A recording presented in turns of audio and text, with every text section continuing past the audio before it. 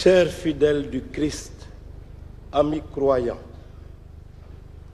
au cœur de notre parcours spirituel du Carême, qui nous conduit à la suite de Jésus jusqu'à sa résurrection d'entre les morts, nous célébrons des JMJ, Journée mondiale de la jeunesse, qui arrive comme un temps favorable que Dieu nous donne. Ce don, nous le recevons aujourd'hui à l'école de la jeune fille de Nazareth, Marie, qui s'est engagée ainsi devant l'ange Gabriel. Voici la servante du Seigneur, que tout m'advienne selon ta parole. Bien-aimés jeunes gens, filles et garçons, vous êtes l'avenir de l'Église et de la société dans nos différents pays. Chers amis, comme autrefois le peuple de Dieu, nous nous inscrivons avec notre héritage dans une histoire, celle de notre temps, de nos pays et de nos sociétés. Alors, quelle pourrait être pour nous l'actualité de cette annonce prophétique de libération telle que nous l'avons entendue dans la première lecture?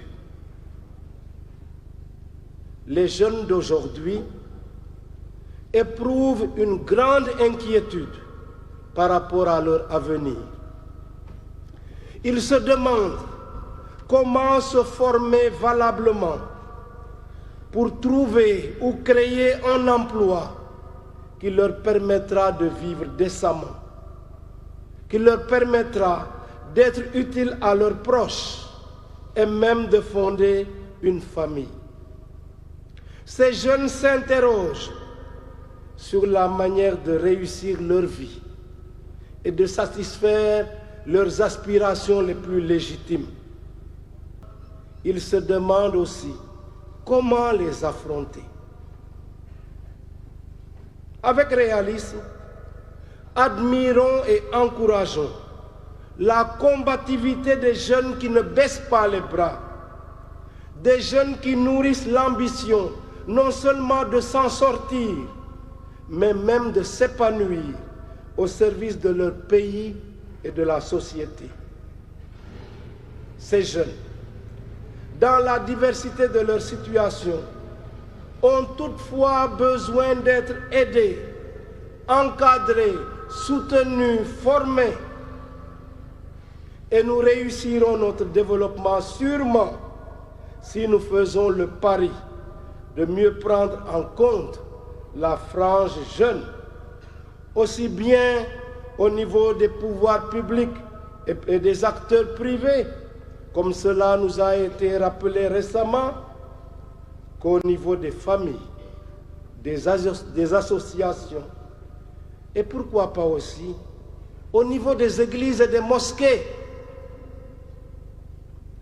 Devant certains drames que vivent des jeunes gens, garçons et filles, comment ne pas rêver de voir revenir dans leurs pays respectifs, comme les exilés d'autrefois, tous ces jeunes migrants africains, prisonniers du désert du Sahara et de ses environs, des jeunes à qui nous devons pouvoir offrir de réelles alternatives dans leur terroir. Comment ne pas rêver de migration régulière qui passe par des voies normales et légales pour sauver, protéger et promouvoir le don précieux de la vie humaine? Comment mettre fin à notre silence coupable devant toutes les atrocités et les souffrances que subissent tant de jeunes qui, de guerre lasse, quittent nos pays pour partir à l'aventure, poussés par ce qu'on dit de la réussite de ceux qui sont partis, manipulés et mis sous pression par des familles qui les invitent à avoir du diom, ou soudoyés par des passeurs sans scrupules qui vivent de la misère des autres. Que devons-nous, que pouvons-nous faire devant l'océan qui engloutit encore tant de vies humaines africaines, comme au temps de l'esclavage sur la route des Amériques, avec les jeunes eux-mêmes? Travaillons ensemble à leur épargner les souffrances inimaginables de la migration clandestine, et ceci en nous investissant à mieux assurer leur avenir chez nous par un système scolaire encore plus rigoureux et moins perturbé, avec des programmes diversifiés et performants, que les jeunes puissent aussi bénéficier de filières de formation qui mettent en valeur leur savoir-faire pratique dans des métiers adaptés à nos réalités. Consolez, consolez mon peuple, dit votre Dieu. Que cet appel divin nous mobilise au service de notre jeunesse, pour son bien, pour celui de nos pays, de nos familles, de nos communautés, et que la croix victorieuse du Christ nous accompagne sur le chemin de la restauration de notre dignité. Hier, quel merveilleux événement! Je voudrais saluer les organisateurs de ce JMJ et les remercier d'avoir eu cette idée de convoyer par bateau, avec le concours de la marine, la croix des JMJ jusqu'à Popenguine. Cette croix que nous avons accueillie hier sur la plage de Ndayan avec une allégresse incroyable. Je disais à monsieur le maire hier que cet événement va apporter beaucoup de grâce dans sa commune. Applaudissez la croix de Jésus.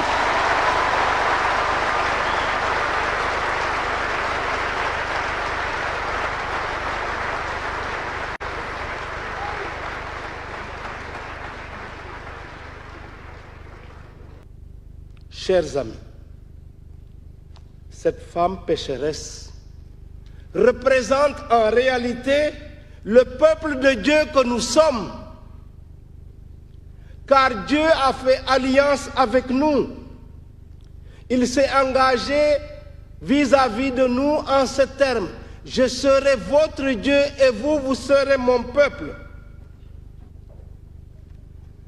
En méditant sur le cas de la femme pécheresse dans la page d'évangile de ce jour, comment ne pas penser à cette autre femme, la mère du Sauveur et notre mère, qui nous est donnée comme modèle de disponibilité à la volonté de Dieu dans sa réponse à l'ange Gabriel.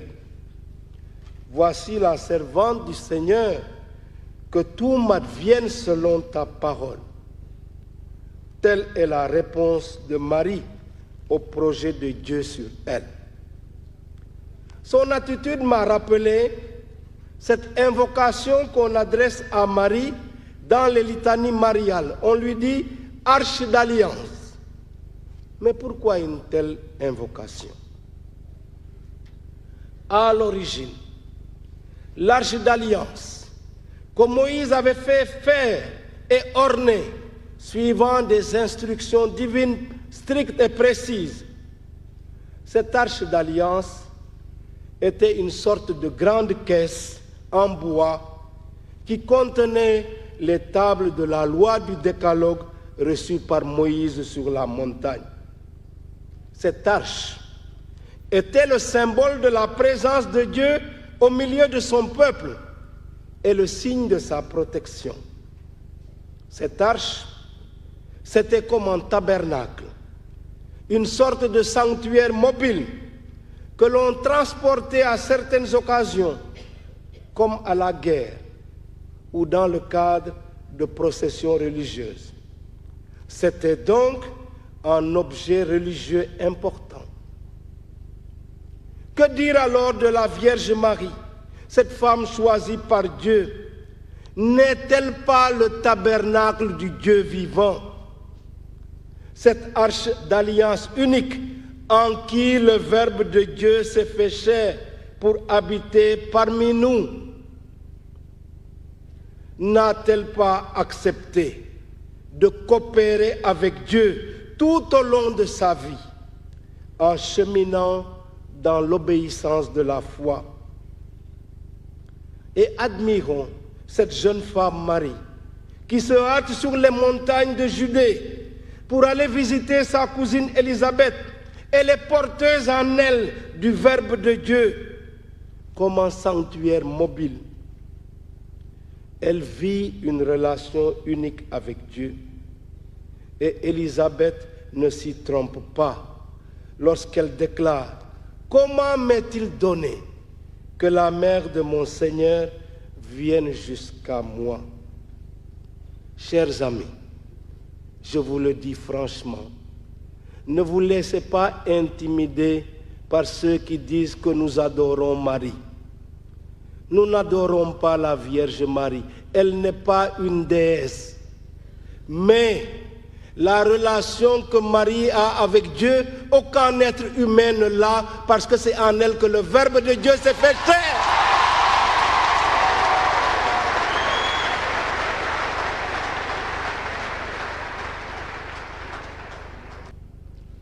Par sa présence maternelle à nos côtés, elle nous arme de courage dans nos difficultés pour porter notre croix à la suite de Jésus, dans l'endurance, la persévérance et la fidélité.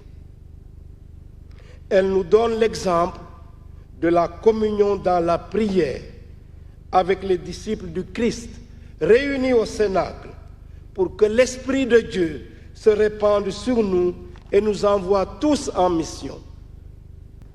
Et je voudrais que vous reteniez ce terme. Nous sommes tous appelés à être des théophores, c'est-à-dire porteurs de Dieu. Peuple de prophètes, nous sommes porteurs de l'évangile du salut, la parole de vérité révélée en Jésus-Christ. Au nom de Jésus-Christ, tout homme a droit à cet évangile. Que cette nécessité nous presse pour proclamer l'évangile en le vivant et en l'annonçant avec courage et détermination. Peuple de prêtres, investis de la grâce des sacrements, nous sommes porteurs de l'Eucharistie, pain rompu pour le monde. Cette Eucharistie, écrit le pape Benoît XVI dans Afriché Mounous, fait de nous des consanguins du Christ. C'est le même sang du Christ qui circule dans nos veines. Parce que le Christ est le grand frère de la multitude que nous formons. Nous devons donc vivre comme tel, en nous efforçant d'être disponibles à la volonté du Seigneur comme Marie. Peuple de rois, nous sommes des serviteurs à l'école du Christ et de Marie. Marie s'est définie comme la servante du Seigneur pour marquer son adhésion totale à la volonté de Dieu. Quant à Jésus, en s'incarnant dans la vie des hommes, il a renoncé à être traité à l'égal de Dieu, comme dit l'hymne aux Philippiens. Il a pris la condition de serviteur, jusqu'à laver les pieds de ses disciples la veille de sa mort. Son geste, qui rappelle le devoir d'hospitalité dans la tradition orientale, ce geste est également le témoignage de son esprit d'humilité dans l'exercice de son autorité. Dans le Christ, le prochain doit être pour moi comme un sacrement de Dieu qui m'appelle à vivre l'amour de charité, une charité active, inventive, qui réponde aux nécessités du temps et du milieu. Un tel programme suppose que nous soyons enracinés dans le Christ, à l'exemple de l'apôtre Paul, qui a préféré échanger tout son passé pour une seule valeur, la connaissance de Jésus-Christ, notre Seigneur. Et il disait que notre seule fierté soit la croix du Christ. C'est par là que je voudrais terminer. Nous faisons souvent le signe de la croix.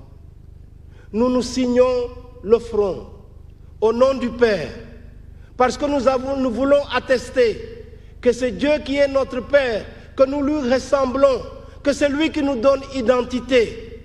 C'est pourquoi nous touchons notre front au nom du Père.